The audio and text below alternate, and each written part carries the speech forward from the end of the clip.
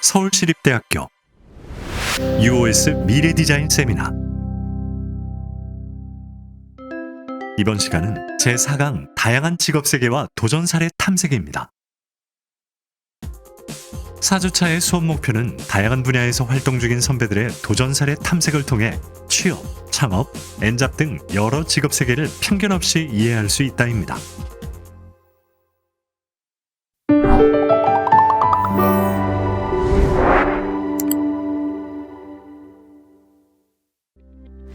사람은 인생에서 일에 가장 많은 시간을 씁니다. 그렇기에 어떤 일을 어떻게 할 것인지에 대해 우리는 수많은 고민과 생각, 도전을 거듭합니다. 시대에 따라 많은 것들이 변하고 일의 모습과 가치도 변하고 있습니다. 다양한 길을 가고 있는 선배들의 이야기 속에서 내 인생의 가능성을 찾는 시간이 되기를 바랍니다.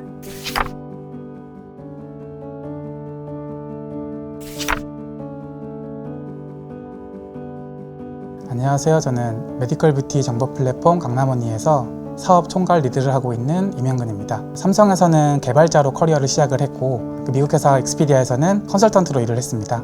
지금은 강남언니의 사업을 총괄하고 있고 총 70명의 팀을 리드하고 있습니다. 학생일 때는 사실 되게 단편적인 정보를 듣는다거나 해서 그런 전반적인 비율을 조망하는 게 저한테 되게 어려운 일이어서 그때 의사결정 기준은 뭐였냐면 나중을 위해서 내 선택지가 넓어지는 방향으로 선택한다라는 생각을 가지고 있었어요. 처음에 삼성을 골랐던 이유도 그랬습니다. 삼성이란 이제 대기업, 내가 뭐라도 배우지 않을까? 대기업으로 시작하면 더 많은 곳에 제가 이직할 수 있다고 생각이 들었었고 개발자로 일을 했었고 그 당시에 갤럭시 6, 노트 5 이런 프로젝트에 참여를 했던 것 같아요. 그래서 그렇게 일을 하다 보니까 이제 세상에는 새로운 기회가 있구나 라는 생각을 좀 들게 됐던 것 같아요. 그렇게 해서 사회 니즈를 처음 제가 관심을 갖게 됐던 것 같아요. 결국에 사람들이 원하는 곳에 돈이 모일 수밖에 없다고 생각이 들어요. 돈이 모이는 산업은 더 빠르게 성장하고 그래서 더 좋은 인재들이 몰려오고 그래서 더 배울 점도 많고 그래서 더 빠르게 성장하고 이런 선순환이 일어나기 때문에 제가 그 산업에 있으면 급여적인 측면에서 되게 유리하기도 하지만 산업 자체에 좋은 인재들이 많이 모여서 그 좋은 인재들을 통해서 제가 성장할 수도 있고 그래서 그때부터 저한테 하나의 원칙이 생겼던 게 산업의 모멘텀이 좋은 곳으로 계속 이직한다 라는 생각을 갖고 있던 것 같아요.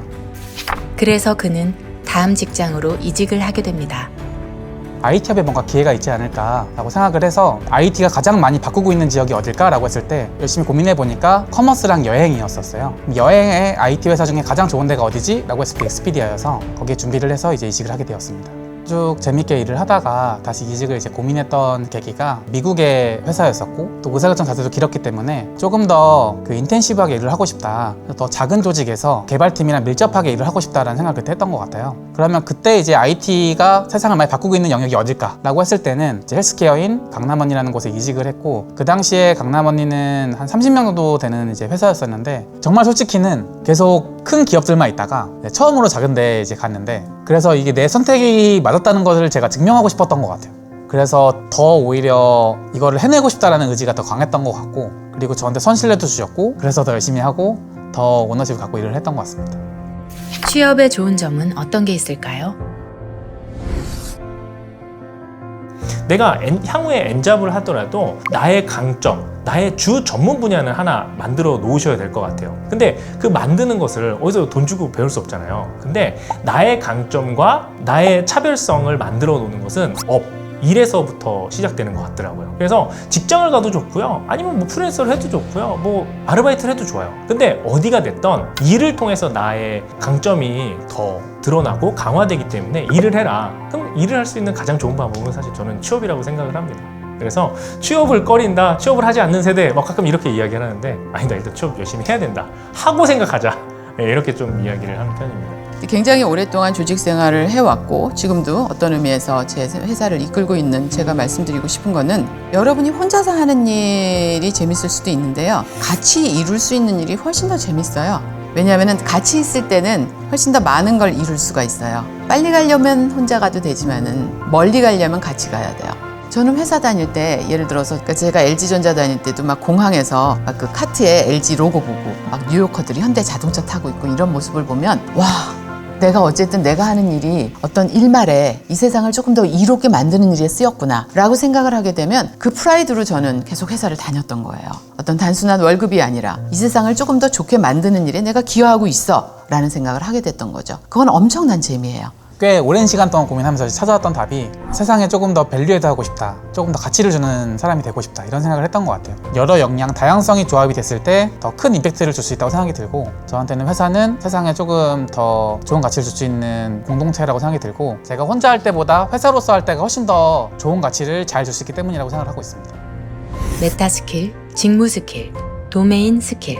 일을 잘한다는 것의 어떤 구성이 세 가지 있다고 생각을 하는데, 메타 스킬은 뭐냐면 어떤 직무나 도메인 상관없이 흔히 얘기하는 일잘러들이 다 잘하는 것들, 커뮤니케이션 능력, 데이터 드리븐 사고방식, 문제 해결력, 기획력, 이제 이런 것들을 뜻하고요. 직무 스킬은 그 직무를 수행하는 데 필요한 스킬들, 포토샵을 잘한다, 개발을 잘한다, 이런 것들을 이제 얘기를 하는 거고요. 마지막은 그 도메인 스킬인데, 그 산업에 오래 있으면서만 알 수 있는 어떤 산업의 밸류 체인을 이해한다거나, 산업의 좋은 인적 네트워크를 안다거나, 산업에 다양한 회사랑 커넥션이 있다거나, 이제 이런 거를 뜻하고요. 그래서 예를 들면은 쿠팡에서 유통업을 개선하고 싶다라고 하면 그냥 사람보다는 유통업에서 십몇 년 일한 사람을 모셔오는 게 더 빠를 것 같거든요. 이제 그런 것들이 또 도메인 스킬이라고 생각을 하는데, 저는 그 세 가지를 골고루 키우면 제일 좋겠지만은 이제 그러긴 어렵다고 생각이 들어서 선택과 집중을 제가 했던 것 같아요. 그래서 어떤 분들은 제조업 자체에 오래 있어서 양산에 대해서 되게 잘 아시고 그 도메인에서의 자기의 스킬셋을 키워나가는 분도 있다고 생각을 하는데, 저는 그런 것보다는 조금 더 직무적인 스킬이나 메타적인 스킬을 키우는 데 더 관심이 많았던 것 같아요. 이제 그러다 보니까 도메인 자체를 옮기는 거에 대해서 저한테는 그렇게 큰 마음의 허들이 없었던 것 같아요. 삼성에서 익스피디아를 가고 그 이후에 이직할 때 거의 1년 정도 고민을 했었는데, 그때 이런 어떤 스킬셋에 대한 고민을 많이 했던 것 같아요. 산업을 많이 바꿨기 때문에 이미 시간이 흘러버려서 도메인 스킬은 나한테 큰 무기가 되긴 어려울 것 같다, 무조건 메타 스킬은 정말 강력하게 키워야 되겠다라고 생각이 들어서 어떤 회사에 가도 어떤 산업에 가도 일을 잘할 수 있는 사람이 돼야 되겠다. 그래서 일을 빨리 배우고 더 문제를 빨리 발견하고 구성원들을 한 방향으로 모으고, 이런 거에 되게 관심이 많아서 이제 그런 종류의 공부를 많이 했던 것 같고요. 다행히 요즘에는 2가지 이상의 직무 스킬을 원하는 곳들이 되게 많아져서 저한테 운이 좋다고 생각을 하고 있는데, 그래서 개발자 출신에 그래서 IT 백그라운드가 있는 어떤 사업 담당자, 이런 류로 제가 제 직무를 정의를 하고, 그렇게 해서 저를 셀링하면서 또 회사도 알아보고 했던 것 같습니다. 그래서 그는 한 곳에 오래 머무는 것보다 변화하는 산업군에 따라 옮겨가면서 메타 스킬을 키우는 데 집중했다고 합니다. 어떤 아까 얘기한 산업의 모멘텀인데, 그 아까 돈이 모이는 곳, 인재가 모이는 곳, 같은 거의 동의어가 문제의 크기가 큰 곳이라고 생각을 하고 있거든요. 이제 파괴적 혁신이란 단어를 보면 파괴할 곳이 많을수록 그 새로운 산업의 크기가 클 수 있다고 생각하거든요. 그래서 문제의 크기가 크다는 소리는 더 해결할 게 많다는 소리고, 그렇게 했을 때 생기는 부산물도 크고, 문제가 크기 때문에 해결하기 어렵고, 그래서 돈과 사람이 모이고 내가 할 게 많고 나도 성장할 수 있고, 문제 크기를 큰 곳에 들어가는 게 저한테는 되게 재밌는 일이어서 이제 한 가지 도메인, 한 가지 산업보다 여러 개 산업을 더 선호하게 됐던 것 같기도 하고요. 앞으로는 산업이 되게 빨리 변한다고 생각이 들었어서 한 산업에 오래 있는 것보다는 다양한 산업군으로 옮기면서 제 메타 스킬을 키우는 것이 더 앞으로의 커리어 선택지가 넓어진다고 생각을 했어서, 어떤 기술의 트렌드, 산업의 트렌드를 알고 있는 것은 되게 중요하다고 생각이 듭니다. 이미소 대표의 춘천 감자빵, 고군분투 창업기. 안녕하세요. 농업회사법인 밭주식회사 대표 이미소입니다. 저희는 춘천에서 감자빵을 만들고 있고, 제가 7년 전에 처음 춘천에 내려와서 3년 정도 1인 기업을 하다가 지금 법인화를 하면서 150명 이상의 크루들과 한 200억 이상의 매출을 내고 있는 비즈니스로 성장할 수 있었습니다.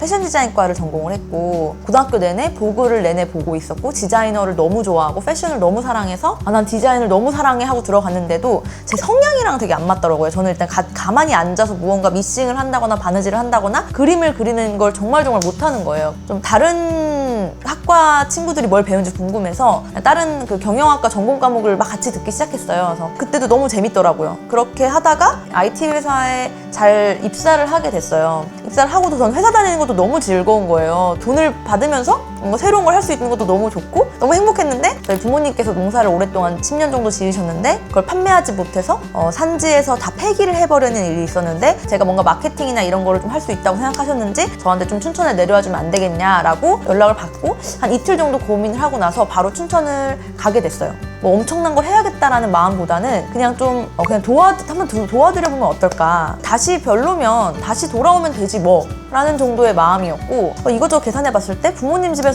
먹고 자면 그래도 생활비는 아낄 수 있으니까 좀 내려가면 어떨까 라는 되게 가벼운 마음으로 서울 생활을 정리하고 내려가게 됐습니다. 25살, 그녀는 춘천으로 돌아와 감자 농사를 도왔습니다. 내려서 진짜 그 25살 여자애가 뭘 알겠어요, 사실. 정말 아무것도 모르고 1년 동안에는 그냥 감자밭 농사를 도와드렸는데 ROI 같은 개념을 배웠거든요, 학교에서. 그래서 제가 엑셀 시트로 이제 정리를 해보니까 이 사업이 도저히 말이 안 되는 사업인 거예요. 저희가 한 1억치 넘게 폐기를 했거든요. 하이 리스크, 하이 리턴이어야 되는데 하이 리스크, 로우 리턴인 거예요. 플러스 그때 당시 이제 화천에 여사님들을 모시고 감자 농사를 지으면 하루에 한 6만 원 정도 일당을 드리는데 정말 저보다 2배, 3배 빠르세요. 그럼 내가 하루 인건비가 한 3만 원 되는 거예요. 그 여사님들의 반밖에 못하니까 내가 지금 대학교도 졸업해가지고 춘천에 내려와서 이렇게 하면 되나 싶어서 이건 아니다. 내가 뭔가 할 수 있는 일 해야겠다라고 생각을 했는데 저는 26살이 되던 해에 농업에 관심 있는 사람들이 모이는 곳에 가봐야겠다. 뭐 그게 학교는 아니었고 페이스북에서 그러니까 농사에 관련된 친구들이 쫙 있는 걸 그냥 무작위로 막 친구 추가를 해서 그들이 모이는 커뮤니티가 있더라고요. 그게 그로워스였어요. 같이 성장하다라는 걸 줄여서 그로워스라는 플랫폼이 있었고 커뮤니티가 있었고 정말 다양한 농업에 관심 있는 분들이 모여 있었고 그분들한테 이제 되게 조언들을 많이 받을 수가 있어서 K-스타트업이라든지 아니면 중소기업진흥청이라든지 농업기술실용화재단이라든지 정말 다양한 기관에서 다양한 무료 교육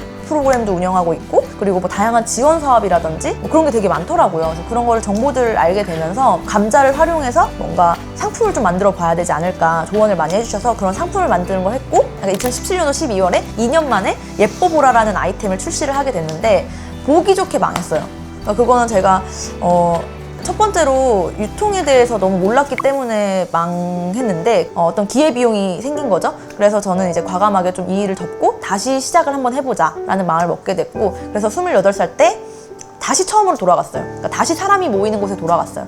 그로워스에서 처음에 좀 활동을 하고 그런 정보를 수집한 다음에는 계속 혼자 싸웠던 것 같아요. 혼자 2년 동안 활동을 하다가 28살이 다시 되고 나서 좀 다시 사람이 모이는 곳에 가야겠다 하면서 다시 뭔가 커뮤니티 활동을 하면서 또 어떤 자극들이나 영향을 받게 되면서 이제 이수미 판벨이라고 거창에 팜 레스토랑 하는 대표님이 계세요. 이제 그 대표님의 강의를 듣게 됐는데 다시 뭔가 내가 좀 해봐야 되지 않을까? 나 너무 어려요. 내가 유통을 몰라요. 제가 팀도 없는데 어떻게 하겠어요? 라는 이제 그런 어떤 핑계만 됐던 게 아닌가? 라는 생각이 들면서 다시 감자라는 아이템으로 뭔가 컨텐츠를 만들어 봐야겠다. 나는 감자가 있으니까 감자라는 아이템으로 공간을 한번 꾸며봐야겠다 라고 했던 게 지금의 감자밭의 시작이에요.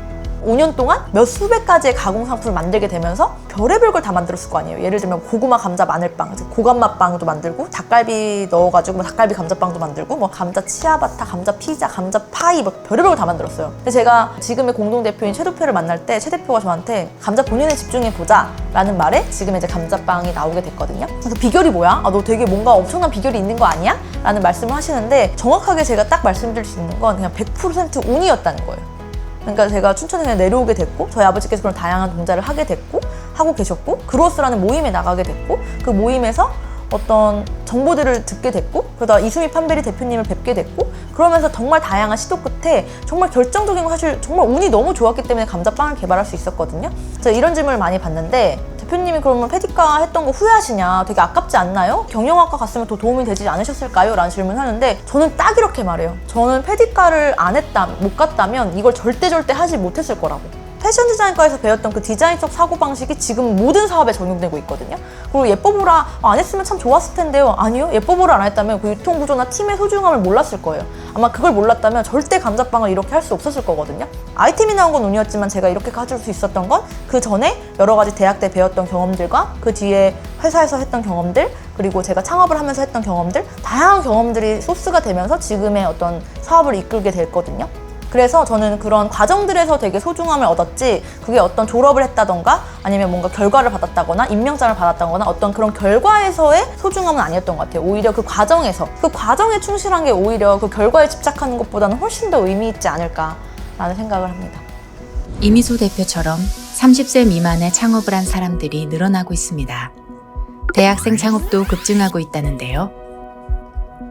조준용, 박기람, 동갑내기 대표도 대학생 때 창업을 하게 되었습니다.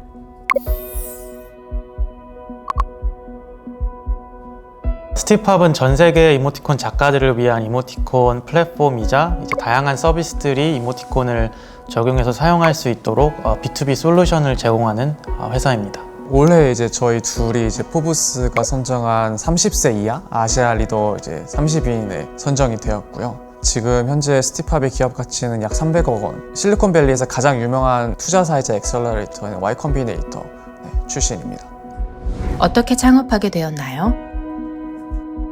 저희가 이제 같이 고등학생 때부터 이제 사업에 대한 얘기를 좀 했었던 게 가장 큰 것 같고요. 이제 서로가 이제 각자 이제 군대 갔을 때도 이제 전화를 하면서 우리는 나중에 이제 이런 사업을 해보자라는 그런 브레인스토밍 같은 얘기를 많이 했었어요. 맨 처음에는 그래서 이제 연합 창업 동아리에 들어가서 주중에는 수업을 들으면서 주말에 뭐 창업에 대한 기본적인 걸 배우고 새로운 아이템도 만들어 보고 이렇게 시작을 했고요. 그렇게 많이들 또 조언을 주시기도 하세요. 제 성향인지는 모르겠는데 좀 평범한 게 너무 싫었었어요. 두 번째로는 이제 긍정적인 영향을 사회에 끼치는 걸 꼭 하고 싶었었어요. 그랬었을 때 이모티콘이라는 건 소재를 통해서 온라인 커뮤니케이션에서 좋은 영향력을 끼칠 수 있다 보니까 이걸로 바로 시작하면 되겠다 싶었었습니다. 두려움이 있죠. 이제 학생 창업이라는 거에 대한 두려움이 뭐냐면은 그래, 창업은 좋아. 근데 만약에 뭐 어디서 뭐 박사를 배우신 분이나 구글에서 10년 일하신 분이나 이런 분들이랑 내가 어떻게 경쟁을 하지?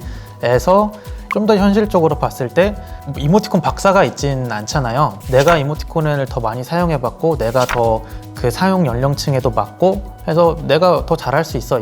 이게 이제 크게 작용했던 것 같습니다. 이제 창업을 해서 지금까지 온 게 물 흐르듯 제가 올 수 있었던 이유 중 하나는 제 기준에서는 선택권이 창업밖에 없었거든요. 현실 자각을 하게 된 포인트가 있었던 것 같아요. 예를 들어 원래 삼성에 가고 싶었다거나 뭐 컨설턴트가 되고 싶었다거나 뭐 공무원이 되고 싶었다거나 이런 것들이 있는데 그런 회사들을 다닌다고 해서 절대 안정적인 게 아니고 뭐 요즘 보면은 경기가 안 좋아지면은 레이오프라고 해서 몇 명 혹은 몇천 명을 그냥 회사에서 내보내잖아요. 그거는 심지어 제가 선택할 수도 없는 거고 그게 저는 진짜 리스크라고 생각되고 뭐 예를 들어 안정적이라 해서 공무원을 한다고 해도 거기서 벌어들이는 수입으로 나중에 가정을 꾸리고 내가 정말 하고 싶었던 것들을 다 하면서 행복하게 살 수 있을까라고 생각했을 때 저한테는 개인적으로 답이 되지 않았어요. 그렇기 때문에 제 현실에서는 선택권이 창업을 하는 게 뭐 유일한 길이었기 때문에 큰 두려움 중 하나가 내가 그런 능력이 될까? 뭐 정말 이제 뭐 빌 게이츠나 이런 사람 보면 너무 똑똑하고 이런 사람들이 많은데 어떻게 이걸 할까라는 건데 정말 크게 감명 있게 봤던 거는 이제 스티브 잡스가 이제 말했었던 건데 우리가 지금 누리고 있는 모든 인프라, 모든 서비스, 모든 제품들은 절대 우리보다 특출나게 엄청 뛰어나거나 그런 사람들이 만든 게 아니라 그냥 우리랑 비슷한 평범한 사람들이 그냥 시간을 많이 들여서 노력해서 오랜 연구 끝에 뭐 그냥 만든 거다. 다른 창업해서 지금은 뭐 몇 조 원짜리 회사 만든 이런 케이스들을 봐도 그분들이 처음 창업을 시작했을 때는 정말 저희가 하지도 않았던 말도 안 되는 실수를 했었던 회사들도 있고 그들이 뭐 처음부터 모든 게 완벽하고 이런 게 아니라 다 실수하고 다 똑같은 그냥 사람들이구나.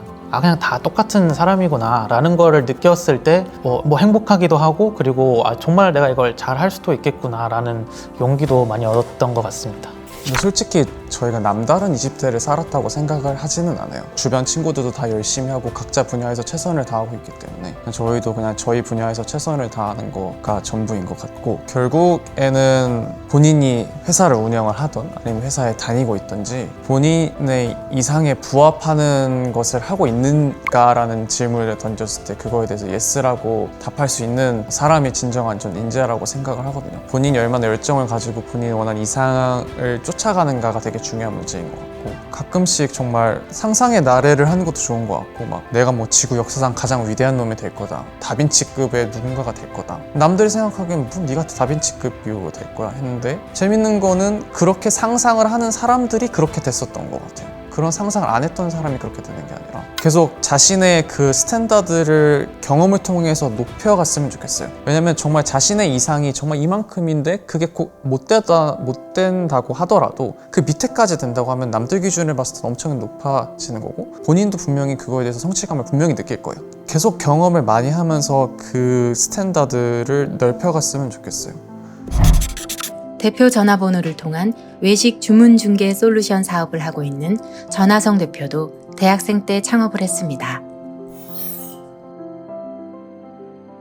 카이스트 학내 벤처로 창업을 처음 시작했거든요. 제 주변에는 당시 국비장학상에서 산학장학생으로 전환하면 뭐 삼성전자, LG전자 이렇게 많이 갔었거든요. 저는 이제 저희 교수님이 좀 성격이 활달하다고 창업을 권하셨는데 24, 5 그 나이 때 이제 창업을 하게 됐거든요. 근데 그 당시에는 좀 용기가 필요한 일이긴 했어요. 이스라엘에서는 그런 얘기를 실제 한대요. 그러니까 똑똑한 학생이 갑자기 나 취직할 거라고 하면은 너 무슨 일 있어? 이렇게 물어본다는 거예요. 그러니까 사실 자기가 도전적으로 무언가를 해결하고 창조적으로 설계가 가능한 사람들은 창업하는 게 당연하지 라고 하는 게 미국이나 유럽권이나 이스라엘이나 이런 문화들이에요. 근데 우리나라는 사실 우수한 학생들은 대기업을 가고 잘 안 되면은 이제 창업을 해야지라는 약간 기존에는 그런 인식이 많았었거든요. 근데 하지만 지금은 생태가 바뀌었습니다. 오히려 내 역량이 너무 뛰어나다라고 생각하는 학생들이 취업을 그냥 점프하고 창업을 합니다. 또는 취업을 해서 경험을 쌓은 상태에서 창업하는 게 좀 더 유리하긴 하거든요.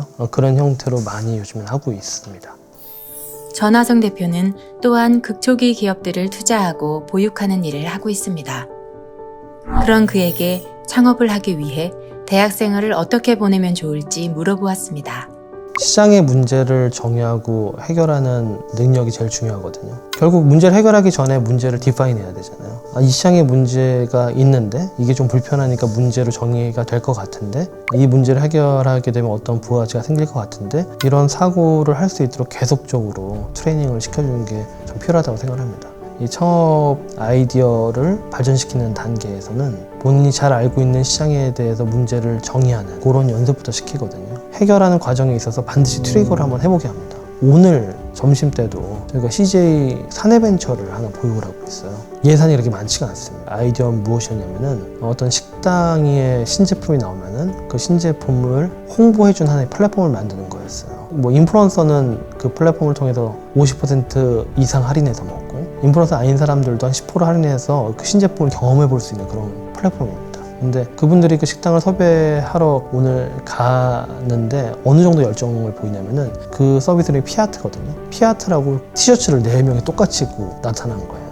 4명이 그 옷 입고 돌아다니면서 200개의 쿠폰을 팔았습니다. 이건 정확하게 트리거하는 것들을 보여준 거고 그 사내에서 받은 그 반응을 가지고 그 다음 업그레이드를 시켜서 상암동 전체를 넓혀보고 마포구로 넓혀보고 이게 사업을 하는 과정이 그게 트리거 과정들인 거거든요. 그래서 학생들이 필요한 거는 사실 이런 과정들인 겁니다.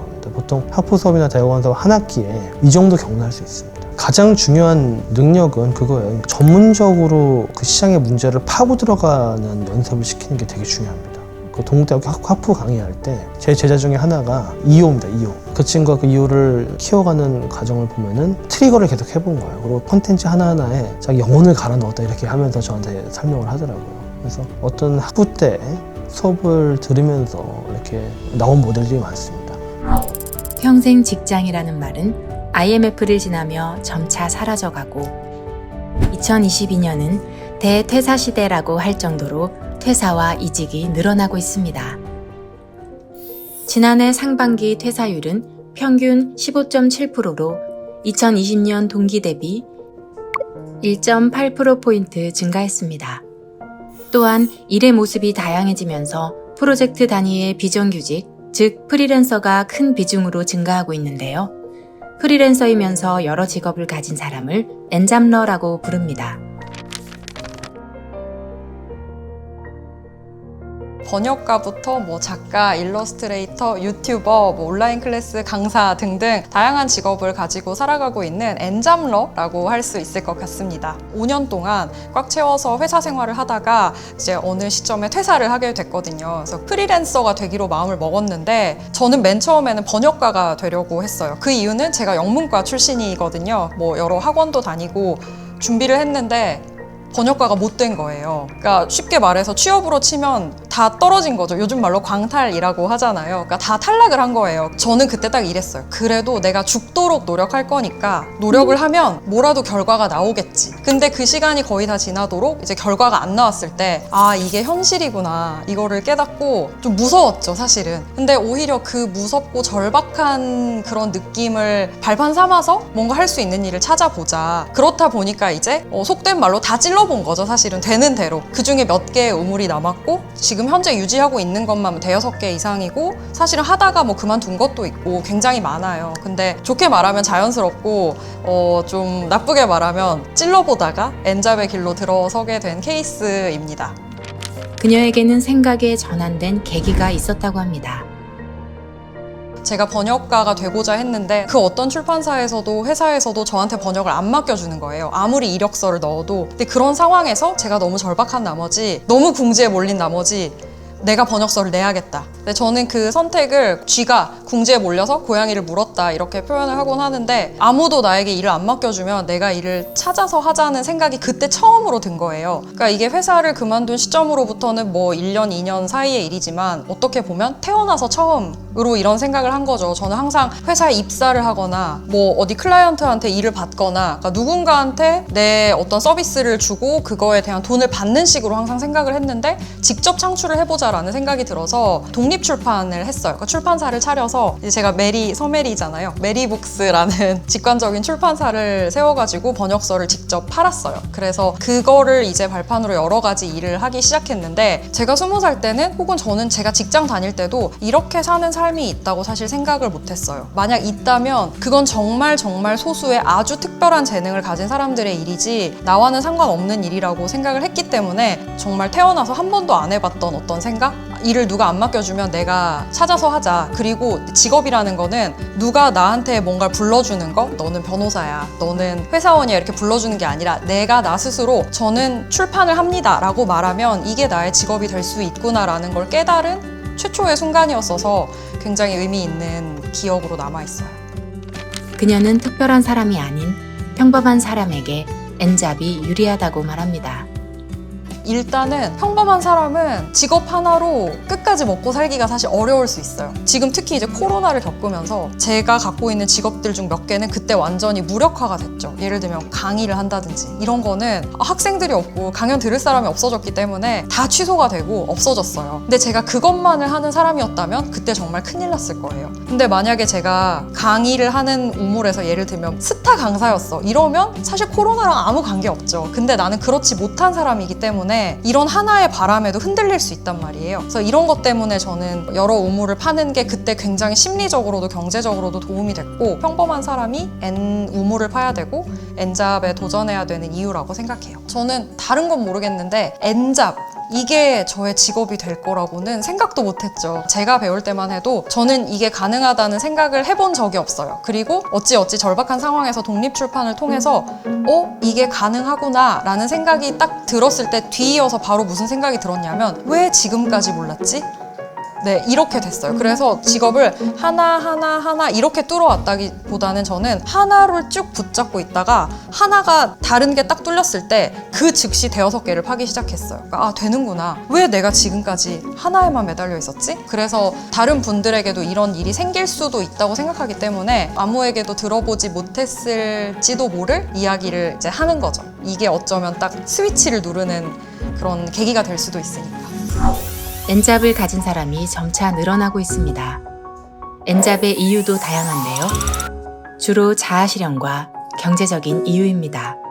기존에는 사실 집단에 많이 개인들이 소속돼 있었잖아요. 집단이 있는 형태 속에서 개인들이 각자 할 역할을 분담을 해서 일을 했었습니다. 그러다 보니까 회사가 클수록 집단의 힘이 더 커지는 형태였죠. 그런데 이제 팬데믹 현상을 겪으면서 산업이 흘러가는데 빠르게 대응할 수 있는 그런 개인들이 현재는 굉장히 많은 역할을 하고 있는데요. 저는 그런 의미에서 이제 집단의 시대는 가고 개인의 시대가 왔다. 그래서 그 개인의 시대에 무엇을 준비해야 될지에 대해서 제 책을 통해서 다뤘던 것 같습니다. 그러니까 저 같은 경우에도 지금 사실 N잡러라고 부를 수 있어요. 저를 교수님이라고 부르는 사람들도 있고 대표님이라고 부르는 사람들도 있고 작가님이라고 부르는 사람들도 있고 유튜버를 하다 보니까 뭐 유튜버라고 부르기도 하고 굉장히 여러 가지 직업이 사실은 있죠. 하지만 이 직업을 제가 의도적으로 넓혔던 건 전혀 아닙니다. 저는 마케터고요. 마케팅을 계속 해왔고 그 일을 지금도 하고 있고 그렇게 하다 보니까 이게 그냥 자연스럽게 책도 쓰게 되고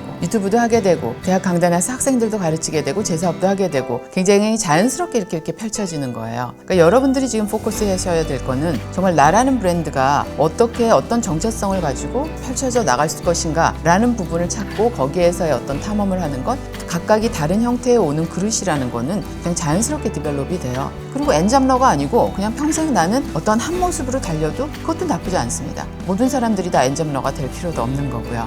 나는 내가 어떤 사람으로서 어떠한 가치를 전하는 사람이 돼야겠다라는 부분만 분명하다라고 하면 그릇이라는 거는 자연스럽게 따라오는 모습이 아닐까라는 생각입니다. 예전에는 제가 정상이 아닌 사람이었습니다. 아마 이직을 3번, 5번 정도만 해도 회사에서 채용을 꺼려하는 경우가 되게 많았었습니다. 근데 요즘은 프로 엔잡러라고까지 해서 사실 존중해주는 문화가 생겼죠. 실제로도 지금 제가 가지고 있는 직업이 10가지 정도가 됩니다. 지금의 시대를 이야기하면요, 비우카 시대라고 많이 이야기합니다. 변동성, 불확실성, 복잡성, 모호성의 이제 이니셜인데요. 그러니까 지금 시대가 너무나 불확실하기 때문입니다. 다양한 직업의 형태가 부딪히는 불확실한 시대에는 전문가만이 살아남을 것이라고 합니다. 지금 채용 트렌드는요, 직무 전문가입니다. 핵심 포인트가 해당 분야에 대한 문제를 바로 해결해 줄 수 있는가, 이 부분이거든요. 신입사원 때부터 꾸준히 키워서 양성을 해서 해당 분야에 대한 전문가로 만들어서 해결하겠다가 예전의 관점이라면, 지금은 정말 전문가를 그냥 비싼 돈 주고 잠깐이라도 모셔와서 1년만이라도 2년만이라도 이 문제를 해결해 줄 수 있을 것인가에 대한 접근을 하게 되는 거죠. 그렇기 때문에 전문가들만 더 살아남아요. 그래서 업계에서 1위, 2위, 3위 이 3손가락 안에 들어가는 데는 정말 바빠서 막 이것저것에서 찾는 사람이 되고요. 아닌 분들은 더 힘들어지죠. 그래서 우리가 고민해야 될 지점은 그거예요. 나는 어떤 영역을 선택해서 해당 분야의 전문가로서 성장할 것인가. 그 해당 분야의 전문가로 성장을 하게 되면 수많은 엔잡이 거기서 또 파생이 될 거고, 그 모든 것들이 처음 내가 결정하는 그 라인에서부터 시작된다라고 보시면 될 것 같아요. 그러면 많은 친구들이 항상 또 저한테 물어봐요. 그래서 더 조심하게 되는 것 같아요. 이 길로 잘못 들어서면 빠꾸가 안 되잖아요. 막 이런 얘기 하거든요. 표현이 좀 그랬네요. 후진이 잘 안 되는데요. 그래서 잘 선택해야 되는 건 맞는데, 모든 영역에서는 다 전문가가 존재해요. 어떤 걸 선택해도 저는 괜찮다고 말씀을 드려요.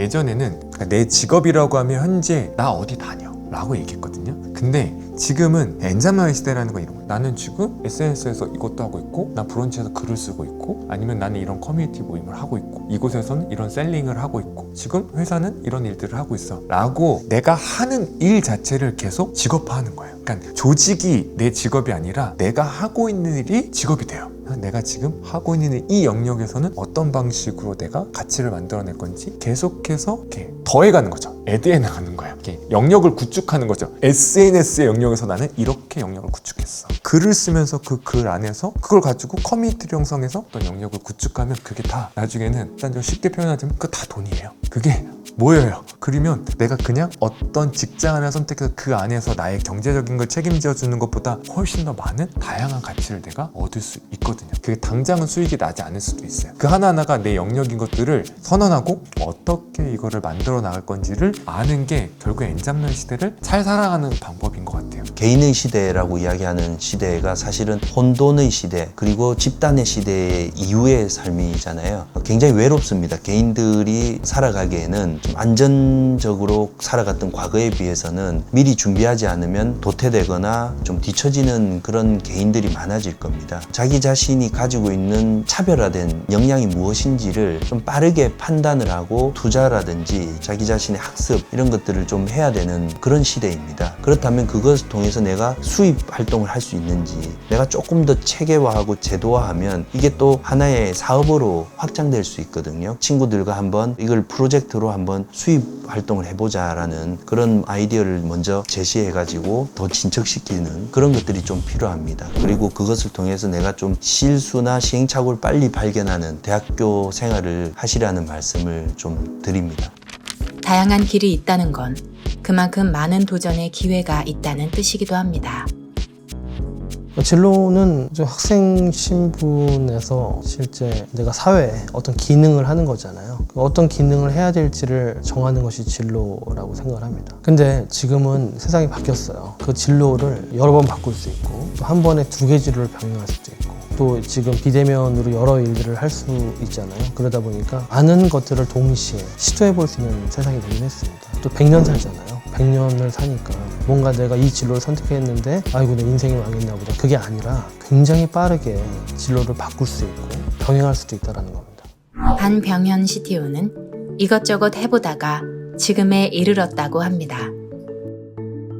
살을 빼고 싶어서 샐러드를 먹으면서 식단 관리를 하고 있었거든요. 교내에 있는 카페에서 샐러드를 사서 먹다가 너무 화가 나는 거예요. 원래 사람이 밀가루 고기 안 먹으면 예민해지잖아요. 근데 샐러드 가격이 너무 화가 나는 거예요. 야, 이거 풀떼기밖에 없는데 한 그릇에 6,000원? 장난하나? 그럼 먹으면서 이런 생각이 들었어요. 그럼 혹시 채소를 팔면 부자가 될 수 있는 거 아니야? 여기까지 생각이 미쳐서 그 교내 창업 공모전에 그런 아이디어를 들고 나갔어요. 제가 원래 인공지능 하던 사람이었으니까 인공지능으로 채소를 키워서 지식주의자들한테 비싸게 팔겠다. 심사 오셨던 투자자분들께서 너무 좋게 봐주시더라고요. 그렇게 해서 회사를 차리게 되었고, 다양한 작물들을 기르면서 다양한 기술들을 개발하다 보니까 어느새 대마라는 기회가 온 거예요. 처음부터 난 저기까지 가야지 하고 쭉 달려가면 지쳐서 끝까지 못해요. 그거 할 수 있는 사람은 진짜 극소수고, 여러분이나 우리 같은 평범한 사람들은 당장 눈앞에 있는 걸 잘 찾아내는 게 사실 중요하잖아요. 그래서 내가 지금 이 자리에서 노력을 열심히 했을 때 내가 이걸 잘 해낼 수 있는가? 이거에만 집중해서 계속 달려오다 보니까 뭐 대마 같은 것도 하고 있고, 뭐 기계 같은 것도 판매를 하고 있고, 뭐 그렇게 되는 것 같습니다. 그는 지금도 이것저것 해보고 있습니다. 전 아직 제 생각에 제 진로를 못 찾았다고 생각하거든요. 일단은 당장 관심이 가는 건, 최근에는 제가 새로운 기술을 더 습득하기보다는 지금까지 쌓아 올린 지식을 잘 조합해서 현실적인 문제를 빨리 푸는 데 관심이 많아요. 그러다 보니까 농업에서 할 수 있는 게 되게 무궁무진해요. 왜냐면은 대기업들이 막 몇십억씩 드는 인공지능 프로젝트를 이런 좀 사람들의 관심과 멀어진 농업 같은 산업엔 잘 적용을 안 하려고 하더라고요. 저는 근데 그게 되게 재밌어 보였어요. 남들이 안 하는 데서 내가 조금만 해도 뭔가 경쟁력이라는 게 생기니까, 나는 그럼 거기서 새로운 걸 계속 만들어보자. 그 농촌에 계시는 할머니 할아버지들도 야, 이제 인공지능 없으면 농사 못 짓겠다라는 이야기가 나오면 좋겠다. 기계한테 대부분의 일을 대신 시켜두고 그 시간에 제2의 자아실현을 하시는 분들도 생기면 좋겠어요. 그래서 농업인들은 항상 그 현장에 매여 있을 수밖에 없는데, 세탁기 버튼 딱 눌러놓고 제가 다른 거 하러 갈 수 있듯이 농업에도 그런 기술을 도입할 수 있으면 농업을 종사하고 계시는 분들의 인생 자체가 다 달라지지 않을까. 이런 멋진 꿈을 좀 꿔보면 기분이 좋아지긴 합니다. 앞으로도 그쪽으로 노력하지 않을까 생각돼요. 경험을 두려워하지 않고 많은 도전과 레퍼런스를 쌓아나가면 좋겠습니다. 초등학교, 중학교, 고등학교 이 입시의 기간을 거치면서 이 길들 있잖아요. 여기서 이탈하면 안 될 것 같은 마음을 많이 먹었어요. 사람들이 야, 이 길로 가, 이 길로 가야 돼 라고 하는 메시지 때문에 계속 이탈하는 게 되게 두렵거든요. 남들이 다 가는 길로 가야 될 것 같은 마음 때문에 또 조급하고 불안해지는데, 가도 생각보다 아무 일이 일어나지 않습니다. 저 경험, 저게 나랑 맞나 안 맞나? 다 선택하고 갈 필요는 없어요. 일단 조금이라도 해보는 거예요. 가장 잘할 수 있는 일 관점에서 일들을 둘러보고 그 안에서 한 발짝 한 발짝씩 걸어보는 거예요. 나 마케팅 괜찮을 것 같은데? 그러면 아무거나 아주 사소한 거라도 한번 해보는 거예요. 아, 이게 안 맞네. 아니 이게 괜찮은데? 한번 더 해볼까? 라는 이런 시도할 수 있는 게 참 많고, 만날 수 있는 사람도 참 많고, 들을 수 있는 조언도 참 많은데, 예를 들면 제가 인사 업무를 했는데 인사를 하고 싶은 사람이 있어요. 대학교에서 경영학을 전공해야 되나? 그것과 관련된 어떤 자격증을 따야 되나? 이런 얘기들을 많이 하거든요. 그런 거 별로 도움이 안 돼요. 그걸로 뽑히는 것도 아니에요. 오히려 그것보다는 그것과 비슷한 커뮤니티의 모임이라던가, 그것과 관련된 좋은 책이라던가, 그런 것들 하나하나씩 해보는 게 훨씬 더 도움이 되는데, 그 경험들을 조금만 두려워하지 않고 실제로 내가 하나의 포커싱을 정해서 그걸 위한 레퍼런트를 쌓아 나가면 생각보다 좋은 커리어 일정들을 갈 수 있게 되는 것 같아요.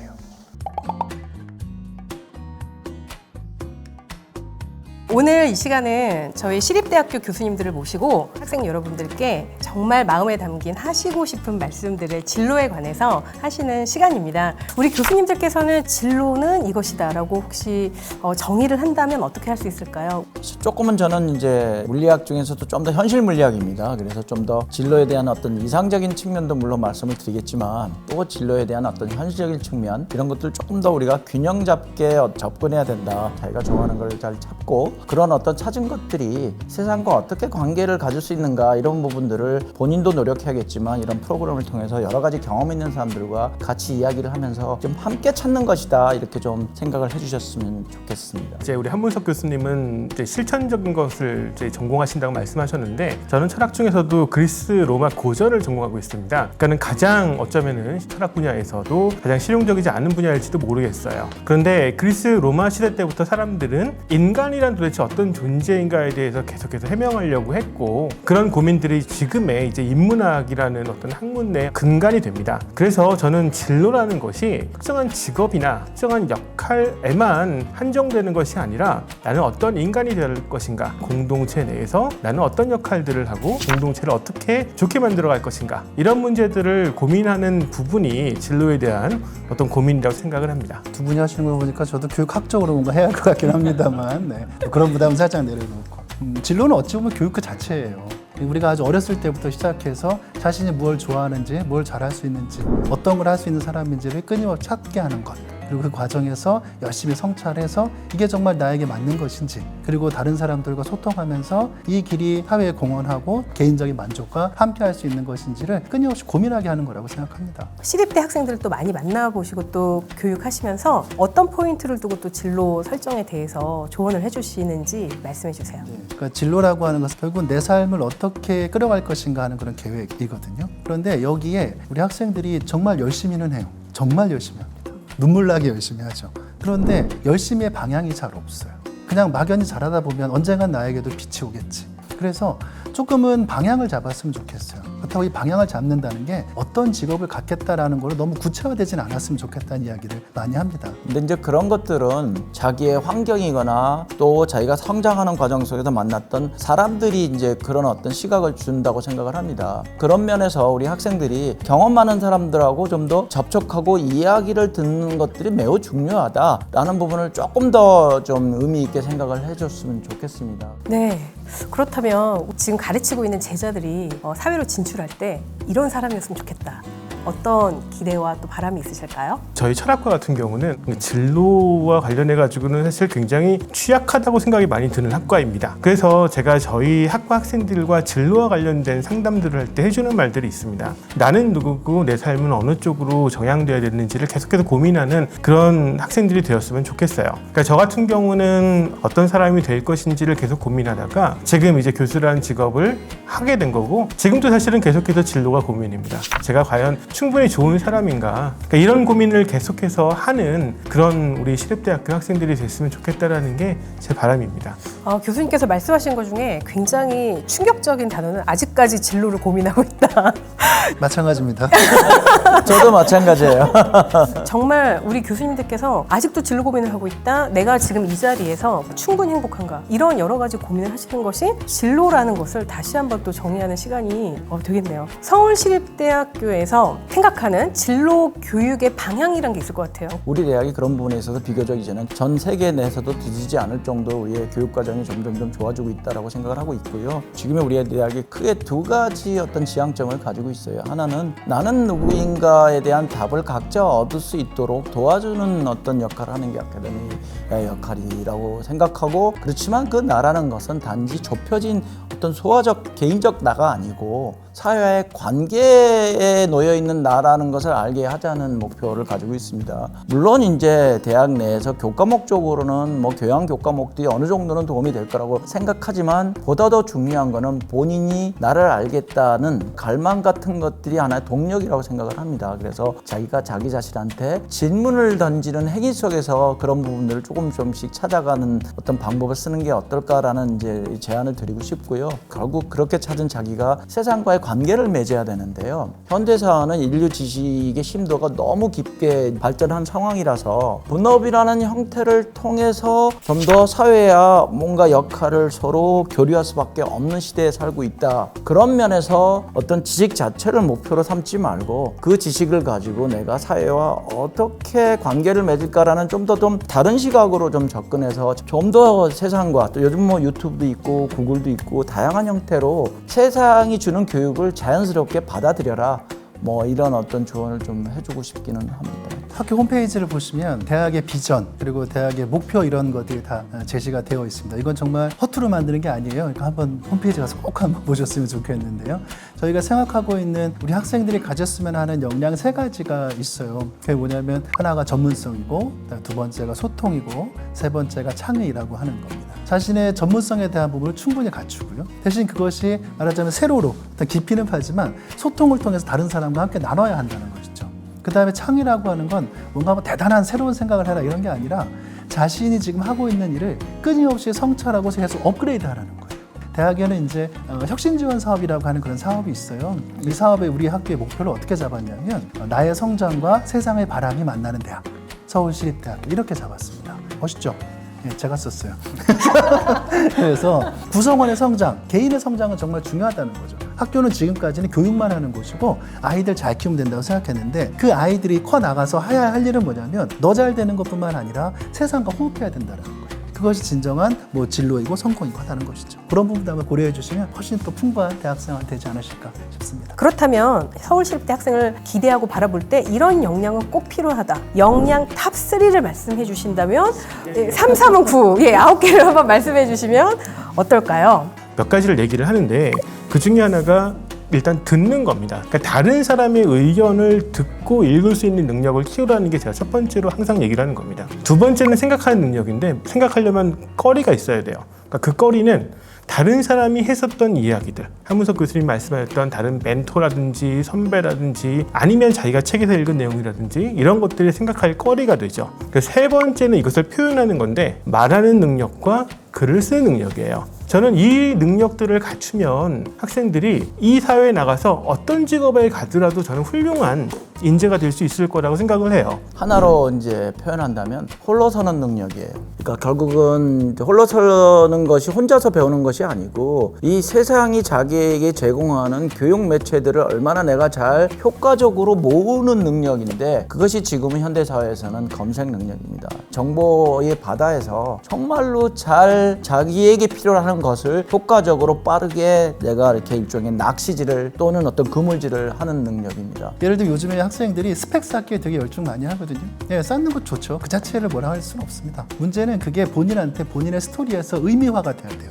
우리 학생들이 예를 들면 이런 거예요. 어학연수를 갔다 왔다 그러면 그 자체가 스펙인 줄 알아요. 중요한 건 그게 아니라 이 스펙이 나에게 어떤 영향을 준 아이템인가를 설명하는 거예요. 어학연수를 통해서 외국인 친구들 만나면서 나의 도전 정신이 길러졌습니다. 나의 협동심이 길러졌어요. 네, 이런 식으로 그 하나의 사태가 중요한 게 아니라 이 사태가 갖는 의미를 나의 스토리텔링, 나의 맥락에서 잘 의미화해 두는 것. 그러니까 이걸 하려면 뭘 해야 되냐? 반성하고 성찰해야 돼요. 내가 이걸 왜 했지? 이건 무슨 의미지? 이런 것들을 고민해야 된다는 것이고요. 또 하나는 이제 교육학자로서 얘기를 하자면 저한테 진로는 평생학습의 근육을 키우는 거예요.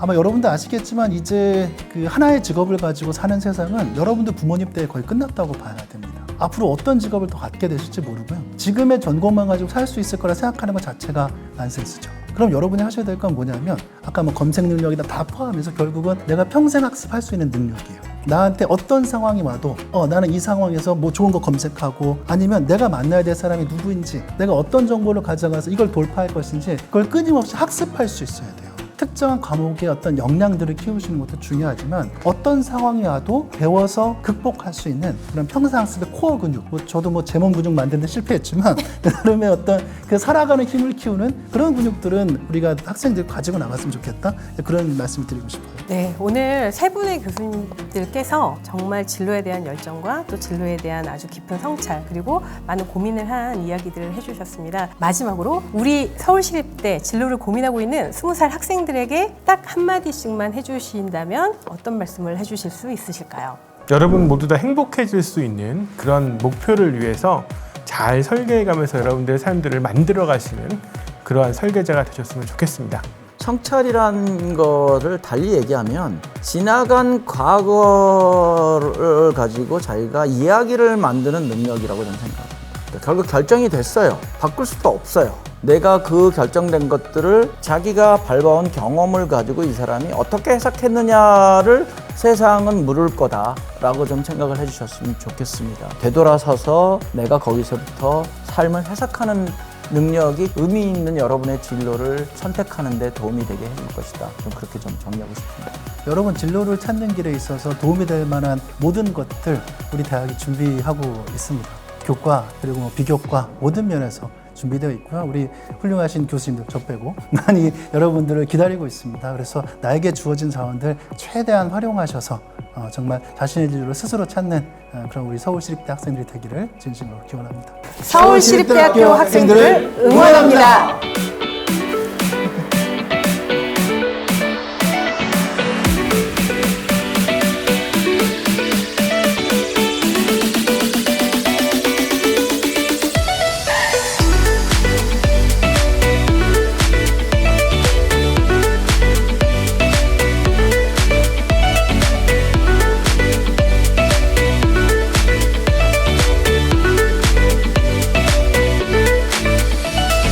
제4강 다양한 직업 세계와 도전 사례 탐색 시간이었습니다.